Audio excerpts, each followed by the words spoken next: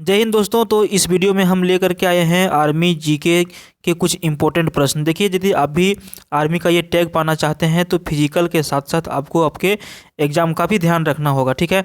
और इसमें जीके के हम प्रश्न लेकर के आए हैं। टोटल 15 जीके के प्रश्न इसमें हम पूछेंगे।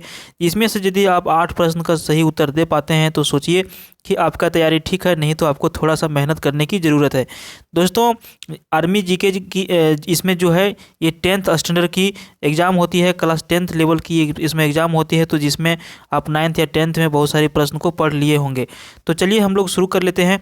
आप हमारे चैनल पर नए आए हैं तो चैनल को सब्सक्राइब कर लीजिएगा और पास वाले बेल आइकन को भी प्रेस कर लीजिएगा, ताकि जब भी हम नया वीडियो अपलोड करें तो आपको उसका नोटिफिकेशन मिल जाए और आप फ़ायदा उठा सकें। तो देखते हैं 15 में से आप कितने सही आंसर कर पाते हैं। अगर यदि आप आंसर जानते हैं तो हमारे आंसर देने के पहले आप यहाँ पे एक बार कमेंट जरूर कर लीजिएगा, और 15 में से ओवरऑल कितना आप आंसर कर पाते हैं ये भी आप हमें कमेंट करिएगा। तो चलिए पहला प्रश्न देखते हैं हम लोग। पहला प्रश्न देखिए, रूसी क्रांति की शुरुआत किस वर्ष हुई थी? पहला प्रश्न है, रूसी क्रांति की शुरुआत किस वर्ष हुई थी? सही उत्तर होगा 1917 ईस्वी में। कब? 1917 ईस्वी में रूसी क्रांति की शुरुआत हुई थी।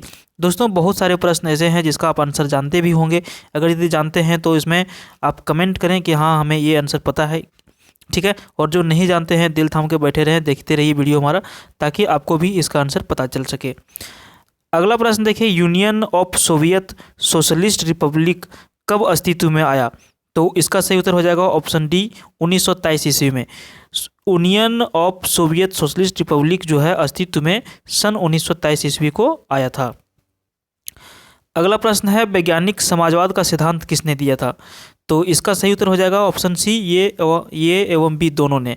देखिए, वैज्ञानिक समाजवाद का सिद्धांत जो है एंगेल्स और कार्ल मार्क्स ने दिया था। अगला प्रश्न है, चीनी क्रांति का नायक कौन था? ठीक है, चीनी क्रांति जो है इसका नायक कौन था? सही उत्तर हो जाएगा ऑप्शन बी, सुन यात सेन। ठीक है, कौन हो जाएगा? सुन यात सेन हो जाएगा। चीनी क्रांति का नायक जो है ये सुन यात सेन है, ठीक है। अगला प्रश्न है, चीन की जनवादी गणराज्य की स्थापना कब हुई थी? इंपॉर्टेंट प्रश्न है। चीन के जो जनवादी गणराज्य है इसकी स्थापना कब हुई थी? सही उत्तर हो जाएगा ऑप्शन सी, 1949 ईस्वी को। कब? 1949 ईस्वी को चीन के जनवादी गणराज्य की स्थापना हुई थी। दोस्तों, चैनल को आपने अभी तक सब्सक्राइब नहीं किया है तो सब्सक्राइब कर लीजिए और पास वाले बेल आइकन को प्रेस कर लीजिए इस तरह के वीडियो देखने के लिए। अगला प्रश्न की ओर बढ़ते हैं, यूरोप का मरीज किसे कहा जाता है? यूरोप का मरीज किसे कहा जाता है? सही उत्तर हो जाएगा ऑप्शन सी, तुर्की को। तुर्की को यूरोप का मरीज कहा जाता है, ठीक है। अगला प्रश्न देखिए, फासिज्म का जन्मदाता किसे माना जाता है? फासिज्म का जन्मदाता किसे माना जाता है? सही उत्तर हो जाएगा ऑप्शन ए, मुसोलिनी को। मुसोलिनी को जो है फासिज्म का जन्मदाता माना जाता है। अगला प्रश्न है, निम्नलिखित में से किस व्यक्ति ने एक राष्ट्र एक नेता का नारा दिया था? बहुत इंपॉर्टेंट प्रश्न है और बार बार ये प्रश्न रिपीट करता है। निम्नलिखित में से किस व्यक्ति ने एक राष्ट्र एक नेता का नारा दिया था? सही उत्तर हो जाएगा ऑप्शन ये, हिटलर ने। हिटलर ने कहा था कि एक राष्ट्र रहेगा और इसका एक नेता रहेगा। देखिए, हम लोगों ने हिस्ट्री में पढ़ा है हिटलर के बारे में कि हिटलर जो है बहुत बड़ा तानाशाह आदमी था और ये जो कहता था वो करता था। तो इसी ने नारा दिया था कि एक राष्ट्र में एक नेता होगा, एक राष्ट्र और एक नेता, ठीक है। तो इस बात को समझ गए आप। त्रिगुट का निर्माण निम्न में से किस देश ने किया था? ठीक है, त्रिगुट, त्रिगुट मतलब समझ रहे हैं तीन, ठीक है। इसमें गुट बना था त्रिगुट का, इसका निर्माण निम्न में से किस देश ने किया था? सही उत्तर हो जाएगा ऑप्शन डी, ये सभी ने। इटली, ऑस्ट्रिया और जर्मनी। यहाँ पे देखिए ये ऑस्ट्रिया है, ठीक है, ऑस्ट्रेलिया नहीं है। ऑस्ट्रिया और ऑस्ट्रेलिया दोनों अलग अलग है, ठीक है। इसलिए आपको ये भी ध्यान रखना है कि इटली, ऑस्ट्रिया और जर्मनी ने इसका त्रिगुट का निर्माण किया था। अगला प्रश्न है, निम्नलिखित में से या फिर निम्न में से कौन सा देश मित्र राष्ट्रों में शामिल था? देखिए, जब वर्ल्ड वार हुआ था, जब विश्व युद्ध हुआ था, उस टाइम मित्र राष्ट्र और मतलब कि दुश्मन देश, ये मित्र देश और दुश्मन देश दो गुटों में बट गया था। तो मित्र देश में कौन कौन सा देश था इस ऑप्शन में से? ठीक है, तो इसका भी सही उत्तर हो जाएगा ऑप्शन डी, ये सभी ऑल।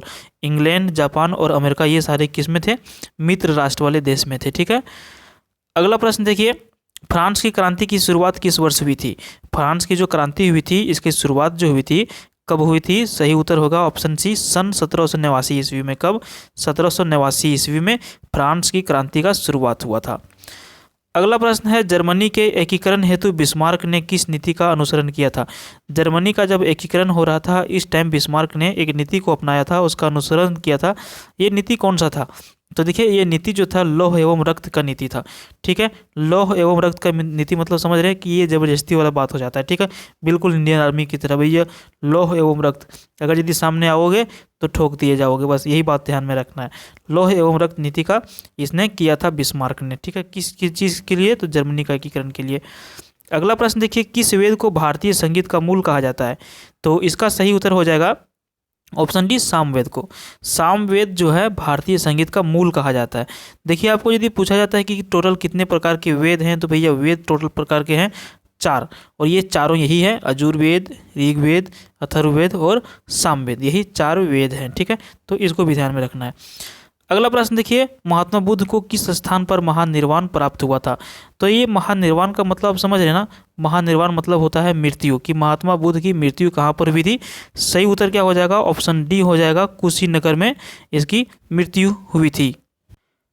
तो दोस्तों अभी तक आपने कितने प्रश्न का आंसर जो किया है, कितने आपका सही हुआ है, ये भी आप हमें कमेंट करें।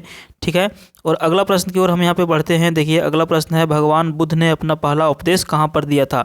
तो देखिए गौतम बुद्ध जो थे इन्होंने अपना पहला उपदेश जो दिया था ये दिया था सारनाथ में। कहाँ पर? सारनाथ में दिया था।